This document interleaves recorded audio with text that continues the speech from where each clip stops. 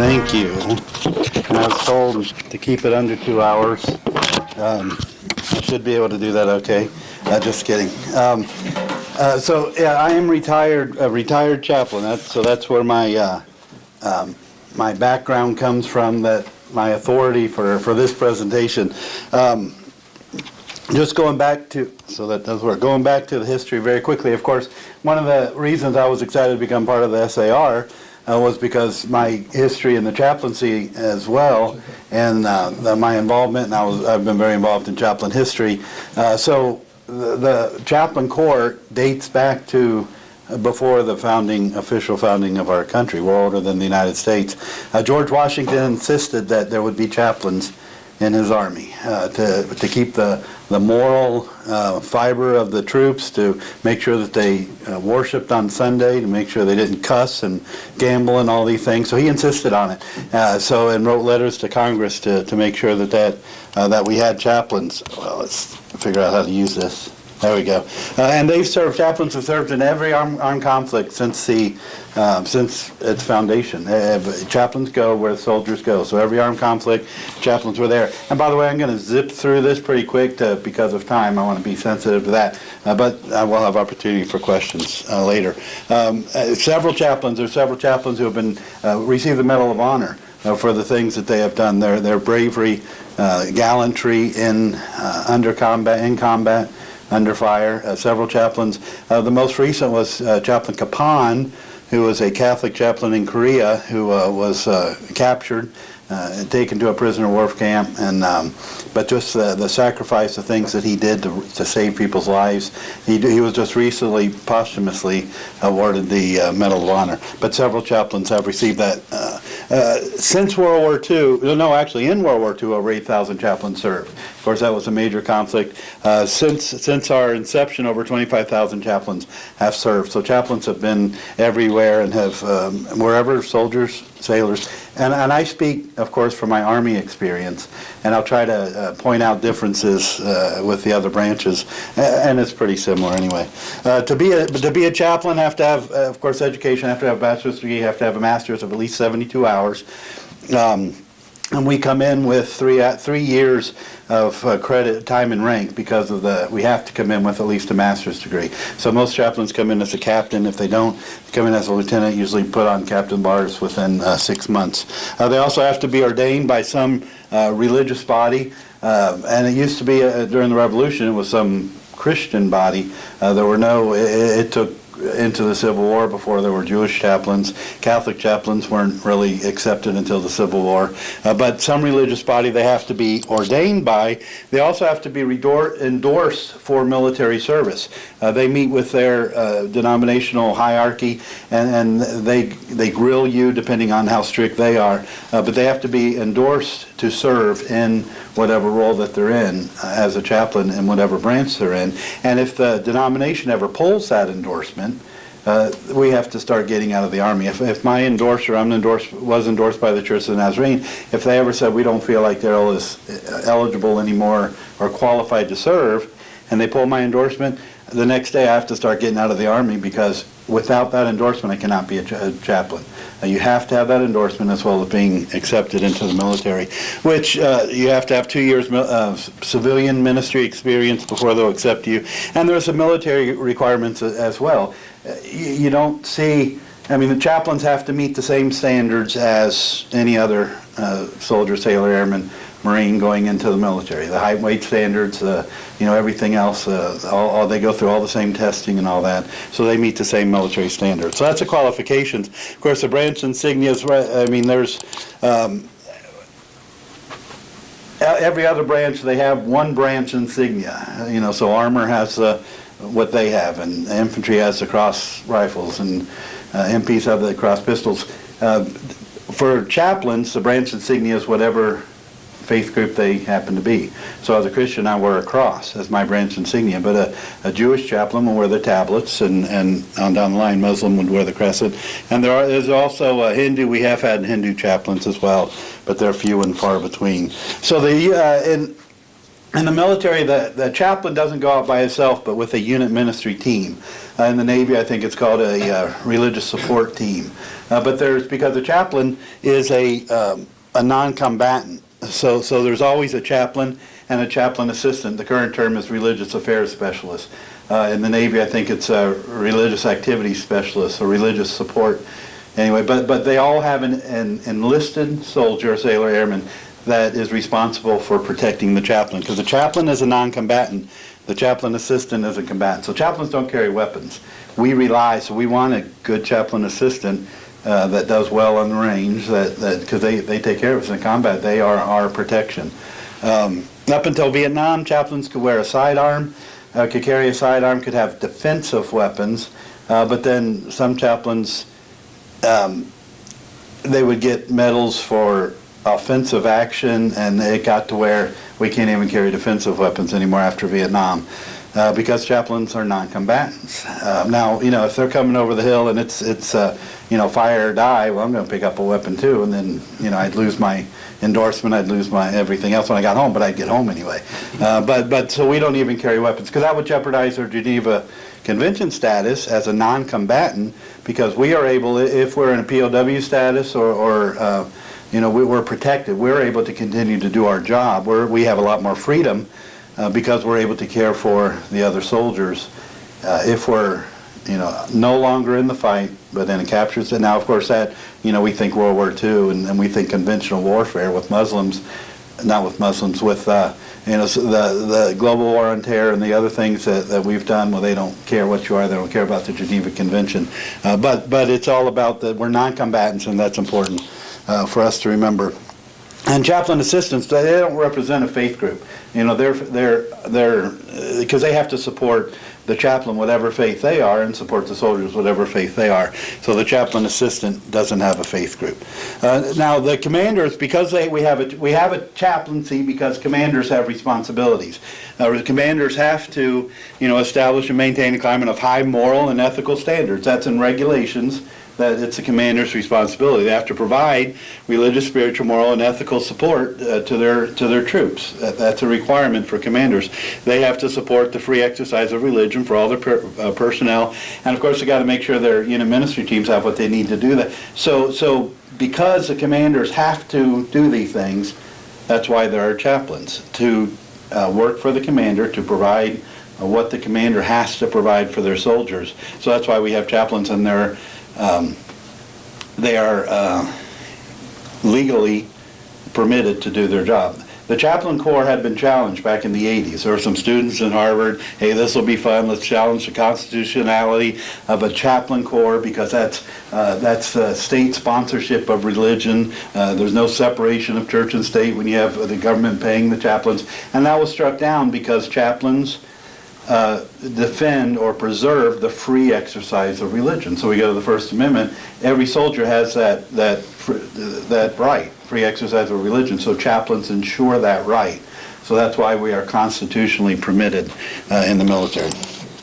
So the chaplain can be used in many ways in the unit. I'm going to go through that quicker. They do all kinds of training within the unit: suicide prevention, stress management, moral leadership, consideration of others, NCO and officer development. The chaplains are called on to do all kinds of training and to help soldiers become better soldiers. Because a better soldier, you have a war fighter that continues to be able to maintain that strength of the unit. But it goes on, of course, the counseling and things that get more religious, giving advice, but they're a part of everything that goes on.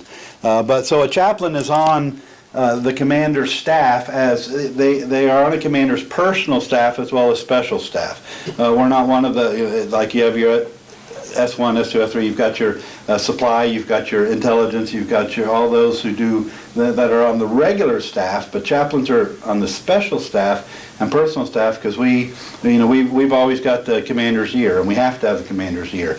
So they rely on us for a lot of things, like advising the command on issues of religion, morality, morale in the unit, because chaplains are out there. They hear what the soldiers are saying, without breaking confidentiality, of course. And their chaplain assistants are out there with the unit, so they're able to let the commander know how the morale is and how different things that are going on in the unit affects being ready. And then chaplains, of course, as part of the staff of the commander, give support to the leaders and soldiers, family members, all those, which help the commander thinking about readiness. Are we ready to deploy? Are we ready to fight? So that's where the chaplain's value is, keeping the soldiers ready to go, and that includes spiritually. And then coordinating religious services, all the things that promote that readiness. So that's the chaplain's staff duty. But then there's a religious duty, of course. Chaplains are ministers. They have that religious responsibility. So chaplains perform or provide religious support. So I'm a Protestant chaplain. I can perform Protestant stuff. I can lead Protestant worship services. I can do a wedding. I can provide the Lord's Supper. I can do things that are Protestant, Christian. But if I can't do it, because we're a chaplain in a unit to all the soldiers, regardless of their faith group. So if it's something that I am not able to do as a Protestant chaplain, that's where I provide. So I call up my, the Catholic chaplain in the unit down the road and say, I've got a Catholic chaplain that needs to go through, catechism or whatever. So we either perform it if we can, or we provide it if we can't perform it. So that means scheduling and other things. So in some situations that means having to fly in a Catholic chaplain to provide Mass, or arranging for a Jewish chaplain during those holy days. So we perform what we can, we provide the rest. And then again, providing for the free exercise of religion. That's why we are constitutionally mandated, permitted to receive a government paycheck as a religious official, because we provide for the free exercise of religion for those who serve with us. Of course, there's the core values, or the essential things that we do as a chaplain. The first is nurture the living. So we do that through worship services, through religious education, counseling and retreat, things to nurture their spiritual life during normal circumstances. So nurturing the living is the first thing we do. The second essential thing is comfort or care for the wounded and the dying. So we nurture them when there's times when they're wounded or dying. We care for them in the ways that we are able to do that. So comforting them, and then we honor the dead by doing memorial ceremonies, services, graveside services, casualty notifications during wartime. Those who are back in the States, one of the responsibilities chaplains have is going with the notification officers because every service member that dies, their next of kin is notified, and that's with a team, a notification officer and a chaplain. So that's how we nurture the living, comfort the wounded, and honor the dead. That's our essential role as religious professionals. But in combat, a lot of things are different in combat. The religious and spiritual needs have priority. We make sure that they receive what they need, and some religious traditions are required elements that they must have. So we have to bring in a Catholic chaplain, for example, to provide Mass regularly. Different things that are required religiously, we make sure they receive it. So our time is spent in combat making sure soldiers get what they need. And of course, those three aspects I talked about, they're even more important in combat situations. Nurturing the living, so prior to combat, prior to engagement, we make sure everybody's prayed up. We make sure, when I was deployed, I would provide the Eucharist every week, when traditionally for me it'd be once a month, because soldiers are going outside the wire all the time. They don't know if it's the last service they're going to attend, the last time they get to participate in the Lord's Supper. So we nurture the living prior to engagement. During engagement, of course, we care for the wounded. Well, we're going to be near the aid station so we can take care of those who come in wounded. We're going to make sure that we are there to pray for them, to be with them, to be present with them. And then after engagement, honoring the dead. And even in combat situations, we have those memorial ceremonies. We make sure that those who fall are honored appropriately from the very beginning in the combat theater all the way back. And you've probably seen like at Dover and the different honors that they're rendered. That continues throughout the process. So combat support again, so nurturing the living. I don't need to go through that again. The stuff that we do, caring for the wounded, performing those things. And then honoring the dead. And you see in movies, I was just watching Band of Brothers. the Catholic chaplain out there, bullets flying all over the place, but the Catholic chaplain is out there giving last rites or providing ministry, because those are essential elements of religion. So chaplains go where the soldiers are and do what the soldiers need religiously. Okay, and then finally, and I went through that really quickly, but I thought, finally, we need to remember, it's chaplain, not chaplain. I just set you up for that with that. That's right, I appreciate that lead-in, yeah. Are there any questions? I went through that, yeah, yes. Well, I had a question. If you're I guess if you're a Protestant chaplain and a Catholic soldier is dying, can you give him last rites, or? Well, not official last rites. We can offer prayers. I mean, we can go through that motion, but we can't because that's a sacramental function that a priest needs to do. A Catholic priest needs to do. So that's why it's important that we have good connections with But I think that in combat situations there is some allowance given. If there is no Catholic priest available. And I won't pull into it now, but we're given, in our kits, we're given little cards for the prayers, for last rites, for Jewish, for Muslim, and we've got those things that we can pray. So as far as the chaplain is, he can do it with a clear conscience, then he's able to do what needs to be done, yeah. And how many, what is the, I guess I'm looking at a ratio. What is the ratio of chaplain to number of troops? Well, generally there's one, this goes way back through history, generally there's one chaplain for 1,200 troops. So you would have a chaplain at battalion level. In the Army battalion level, you'd have a chaplain generally around 1,000, 1,200 troops. And so they care for all of them regardless of the faith group they perform or provide. And then a chaplain's career, well, as you increase in rank, you increase in responsibility, so we'll go to a brigade, where then you care for several chaplains as well as the brigade, and you can just keep working your way up. But generally, one chaplain to about 1,200 troops. And I should mention, I saw that, the chaplain kits were given so that we go out, because in the field we need to be able to take what we need to provide worship services. So this is a Vietnam-era kit, which has everything that's needed to provide a worship service with communion, with the chalice, and can do communion with intinction, the paten, candles, because you have to have light discipline, so they're inside, but you still have the candles, and then Bible stand, and those are essential parts of providing a worship service. And this, by the way, if you've seen The Longest Day, and the chaplain, it was a British chaplain, fell in the river, he keeps going under looking for his kit.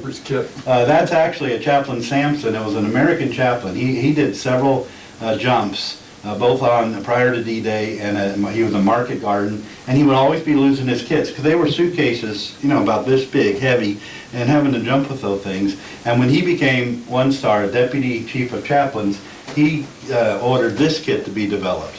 And now this kit, the chaplain assistants always want to carry it because it will float, so you can hang on to it. It won't get lost, it won't sink to the bottom, but because of his experience jumping and losing it multiple times, he had this one developed. So this is a Vietnam-era kit. This is a modern kit that's issued now, and it's a lot less to it. It's smaller. When they were jumping into Grenada, this even was too much because they said it's beans and bullets. We can't take your kit, chaplain.